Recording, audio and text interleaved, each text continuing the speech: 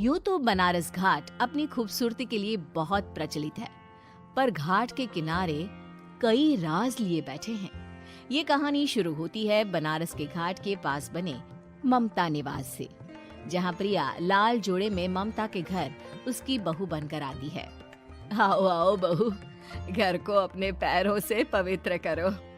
ममता घर की दहलीज पार कर ही रही होती है कि अचानक एक बहुत गंदी सी बास पूरे घर में फैल जाती है।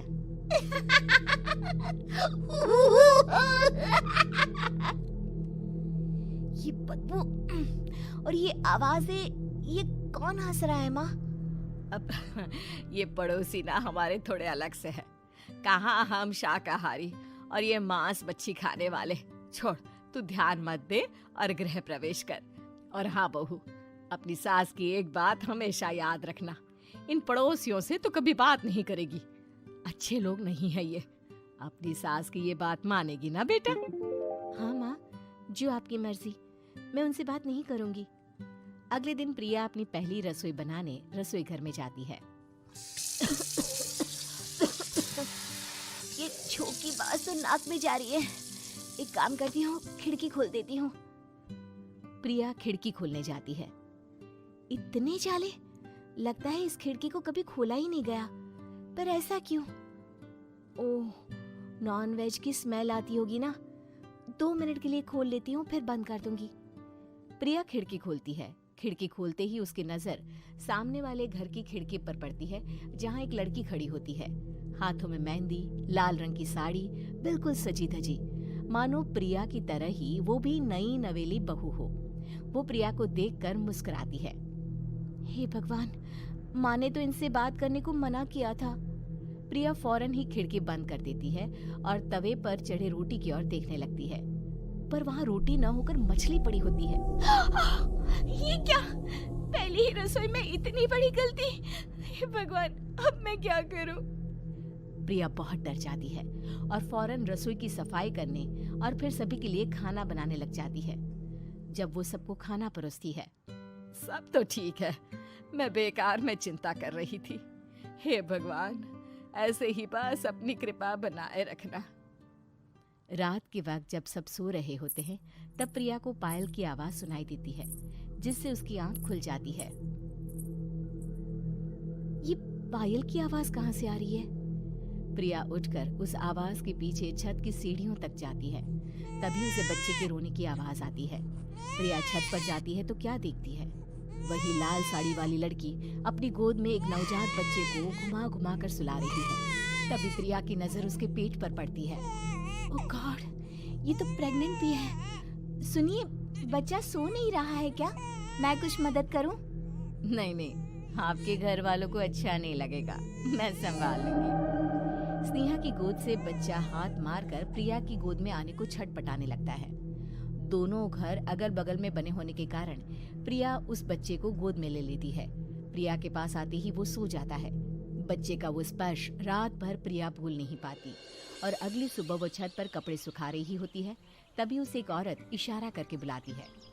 स्नेहा कह रही थी बाबू तुम्हारी गोद में आते ही सो गया। मैं गौरी, स्नेहा की माँ हूँ। बहू, घर आना, बाबू को खिला भी लेना। शाम को जब घर पर कोई नहीं रहता, बच्चे से मिलने के लिए प्रिया छिपकर अपनी पड़ोसन के घर चली जाती है और कुछ देर बच्चे को खिलाकर वापस लौट आती है। इसके कुछ दिन बाद ही प्रिया को पता चलता है कि वो माँ बनने वाली है। ममता की खुशी का ठिकाना नहीं रहता।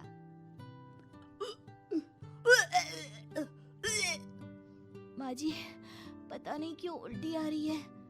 प्रिया भागती हुई वॉशरूम में जाती है तो हरे और लाल रंग की उल्टी करती है। उस उल्टी में से कीड़े निकलते हैं। ये क्या? खून और ये कीड़े! माँ! माँ! प्रिया की आवाज सुनकर ममता दौड़ कर आती है, पर बेसिन में कुछ नहीं होता। प्रिया हक्की बक्की रह जाती है। ये सब क्या हो रहा है? प्रिया घबरा जाती है और अपने कमरे में जाकर सो जाती है। डर के कारण वो इतनी थक जाती है कि उसकी आंख लग जाती है। तब उसे ऐसा लगता है उसके पेट पर मानो कोई बैठा हुआ हो। कौन हो? प्रिया के पेट पर एक 5 महीने की बच्ची बैठी हुई थी, जो बुरी तरह जली हुई थी। माँ, तुम ही मुझे लाई ना अपने पेट में? मैं तुम्हारी माँ नहीं हूँ। कौन हो तुम? माँ, देखो मैं जल गई बुरी तरह से। 6 महीने पेट में रहने को भी मुझे नहीं मिला। सहला दो ना माँ।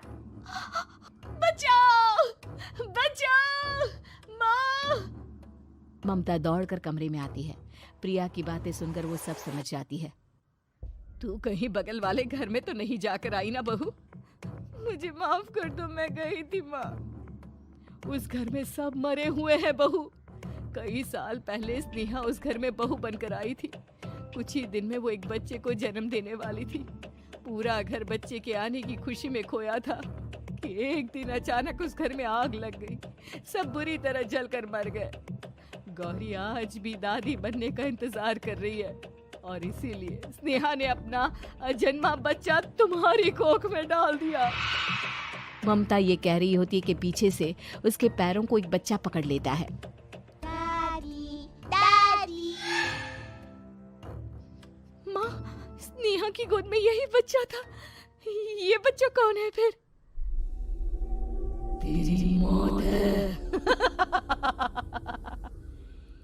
तेरी भी दादी। जिस चीज का ममता को डर था वही हो गया। ममता निवास के ऊपर मौत ने चादर बिछा दी थी। प्रिया का पेट ऐसे बढ़ जाता है मानो 9 महीने का हो। 2 हाथ उसके पेट से बाहर निकलते हैं। बहू, संतोष को फोन कर, किसी पंडित जी को बुला बहू। प्रिया का पति भागता हुआ घर आता है। ये तो होना ही था माँ। तेरा पाप तेरे सामने आ गया तो तू सह नहीं पा रही है। स्नेहा घर में आग लगी नहीं थी, माँ ने लगाई थी प्रॉपर्टी की लालच में। और वो बच्चा मेरी पहली पत्नी का बच्चा है, मेरा बेटा, जो कि उस आग की चपेट का शिकार हो गया था। मैंने तुमसे ये सब माँ के कहने पर छुपाया था। मुझे माफ कर दो प्रिया। तुम अगर चाहो तो यहाँ से जा सकती हो। मैं तुम्हें किसी भी बंधन में रखना नहीं चाहता। मेरी शादी हुई है आपसे, मैं आपको छोड़ नहीं सकती, पर उससे पहले हमें स्नेहा, उसकी माँ और बच्चे की आत्मा की शांति करवानी होगी। संतोष और ममता गौरी के घर जाते हैं। अंदर सब कुछ जला हुआ होता है। जमीन पर जली हुई लाशें बिखरी हुई थी। ममता रो रो कर अपनी करने की माफी गौरी से मांगती है। प्रिया स्नेहा के घर वालों का अंतिम संस्कार करवा देती है और ममता निवास फिर से आत्माओं के साए से मुक्त हो जाता है। उम्मीद है कि आपको हमारी ये कहानी पसंद आई होगी। कृपया हमारे चैनल को सब्सक्राइब करें और सभी अपडेट्स के लिए बेल आइकन जरूर क्लिक करें। और हाँ, वीडियो लाइक और शेयर करना मत भूलिएगा। Bye bye.